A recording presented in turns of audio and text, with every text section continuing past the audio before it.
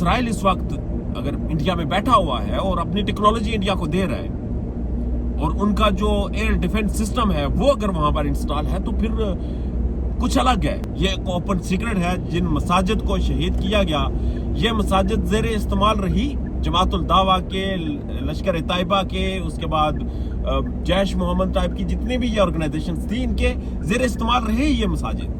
وزیر دفاع جس کا دماغ مفلوج ہو چکا ہے اور جو جگت بازی کرنے میں ماہر ہے اس نے یہ پنگا ڈال دیا اور کہا کہ ہم دہشت گردوں کو پالتے رہے امریکہ کے کہنے پر, اور یہ انڈیا پنڈی تک پہنچ جائے گا. انڈیا پاکستان کو پرووک کر رہا ہے کہ آپ اٹیک کرو. ہماری کیا اسٹریٹجی ہے, کب سامنے آئے گی, ہم کریں گے یا پھر ہم کارگل کی طرح پھر کسی کے گھٹنوں میں بیٹھ کر معافیا مانگیں گے. ناظرین اس وقت میں سری نگر ایکسپریس وے پر ہوں. یہاں پر جو رش ہے وہ تقریباً معمول سے 60% کم ہے. یہاں پر رستہ ملنا بڑا مشکل ہوتا ہے. یہاں پر 0 پوائنٹ سے میں گزر رہا ہوں, یہاں پر انتہائی رش ہوتا ہے, مگر آج وہ حالت نہیں ہے. گاڑیاں چل رہی ہیں مگر تقریباً روٹین سے 60% کم ہے. پرائیویٹ یونیورسٹیز, سرکاری یونیورسٹیز, اسکول, کالجز, دفاتر, کمپنیز, اس کے بعد بیشتر جو ادارے یہاں پر اسلام آباد میں کام کرتے ہیں وہ تمام بند ہیں. کل پنڈی میں ڈرون گرا اور اس کے بعد غیر مصدقہ اطلاعات ہیں کہ 70 سے زائد ڈرون پاکستانی حدود میں داخل ہوئے. یہ جاسوس ڈرون تھے جو کہ کامکازی ڈرون انہیں کہا جاتا ہے, جو کہ خودکش ڈرون ہوتے ہیں, آ کر ہٹ کرتے ہیں اپنی لوکیشن پر اور اس کے بعد نقصان کر کے, میکسیمم نقصان کر کے وہیں پر مر جاتے ہیں.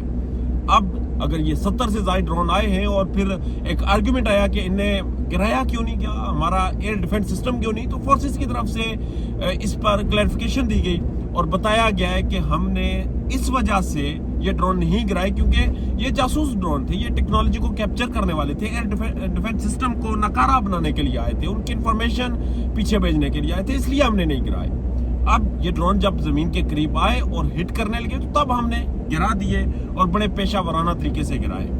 اس کے بعد یہ آرگومنٹ دیا جا رہا ہے کہ پاکستان کی سرحدیں جو ہیں وہ غیر محفوظ ہیں اور انڈیا یہ کہہ رہا ہے کہ پاکستان کا ایک ایک انچ اس کی ایکسس میں ہے, وہ کبھی بھی کہیں بھی کوئی بھی ٹارگٹ کر سکتا ہے اور اسے کوئی بھی نہیں روک سکتا. جبکہ ایک آرگومنٹ یہ بھی سامنے آ رہا ہے کہ اسرائیل بیٹھا ہوا ہے انڈیا میں اور ایک وہ پریکٹس جو کہ مشقیں کی جاتی ہیں, وہ پریکٹس جس میں آپ ایکٹیویٹیز کرتے ہیں, فوجوں کو تربیت دیتے ہیں, مشقیں کرواتے ہیں, وہ الگ ہوتی ہے. اسرائیل اس وقت 2 سال سے حالت جنگ میں ہے. مسلسل اسرائیل فلسطین کے اوپر گولہ باری کر رہا ہے. حماس اور اس کے بعد ارد گرد کے جو مسلمان ممالک ہیں ان سب کے ساتھ ٹکریں لگائے ہوئے ہیں.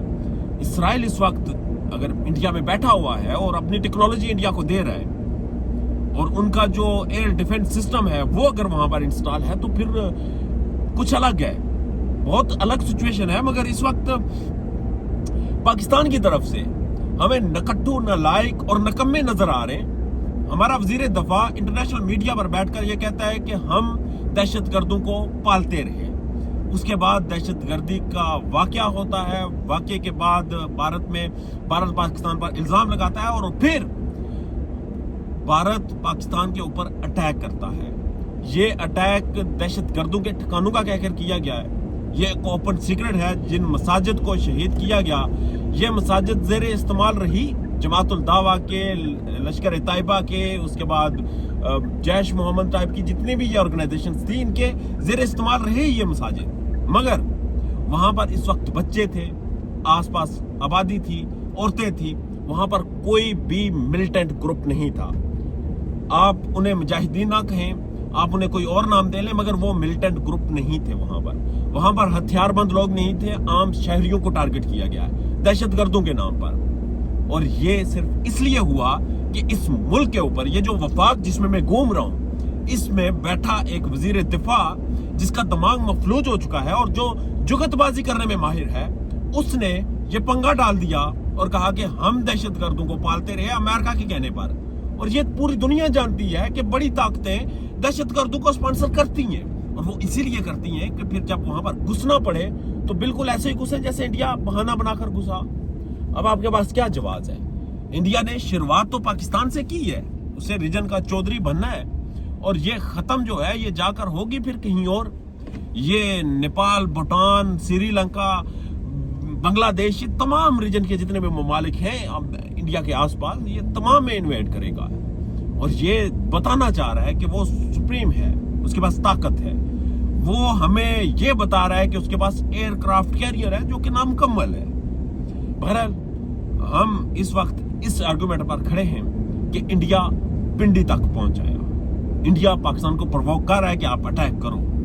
हमारी क्या स्ट्रेटेजी है, कब सामने आएगी, हम करेंगे या फिर हम कारगिल की तरह फिर किसी के घुटनों में बैठकर माफिया मांगेंगे। मैं अगेन डिस्क्लेमर देता हूं कि मैं इंसानों के कत्ल का, वो किसी भी मजहब से ताल्लुक रखते हूं, वो सिविलियन है, उनके कत्ल की बिल्कुल भी हमायत नहीं करता। मैं ये बिल्कुल नहीं कह रहा कि पाकिस्तान इंडियन आबादी में घुसे, वहां पर मिसाइल मारे, उन लोगों को मारे, ये हरगिज नहीं होना चाहिए। मगर इंडियन के एयरफोर्स के अड्डे हैं, उनके पास आर्मी के कैंप्स हैं, उनके पास बहुत सी इंस्टॉलेशंस हैं जहां पर आप अटैक कर सकते हैं, उन्हें शटअप कॉल दे सकते हैं। अब देखना यह है कि ये शटअप कॉल कब दी जाती है, या फिर ये शटअप कॉल हम कहीं और से वसूल करेंगे, क्योंकि कल अमेरिका से कॉल आई, शहबाज शरीफ साहब ने अपने मीडिया पर तो उसे किसी और तरीके से प्रेजेंट किया।